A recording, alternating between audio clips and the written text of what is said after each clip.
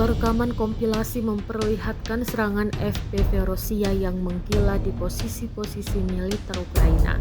Rekamannya diunggah di Telegram pada Selasa 11 Februari 2025.